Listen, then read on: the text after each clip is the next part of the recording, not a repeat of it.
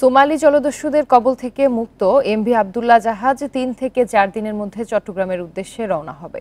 দুবাইয়ের হামরিয়া বন্দরে কয়লা খালাস শেষ করেছে জাহাজটি। মালিক প্রতিষ্ঠান এসআর শিপিং এর প্রধান নির্বাহী মেহেরুল করিম জানান, ৫৫,০০০ টন কয়লা খালাস শেষ হয় শনিবার। বিকাশে কম খরচে ক্যাশ আউটের লিমিট বেড়ে ৫০,০০০, প্রিয় এজেন্টও ২টা। একই দিন বাংলাদেশ সময় সন্ধ্যা ৭:৩০টায় হামরিয়া বন্দর ত্যাগ করে জাহাজটি। সংযুক্ত আরব আমিরাতের মিনা সাকার বন্দর থেকে নতুন পণ্য বোঝাই করবে এটি। এরপরই ২৩ নাবিককে নিয়ে চট্টগ্রাম বন্দরের উদ্দেশ্যে রওনা দেবে।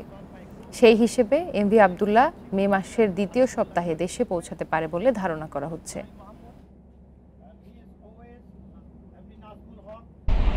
সংযুক্ত আরব আমিরাতের কোনো পোর্ট থেকে চট্টগ্রামের জন্য কার্গো লোড করে ইনশাআল্লাহ চট্টগ্রামের উদ্দেশ্যে আমরা রওনা দিব এবং আশা করছি মে মাসের মাঝখানে আমরা চট্টগ্রাম বন্দরে পৌঁছাবো।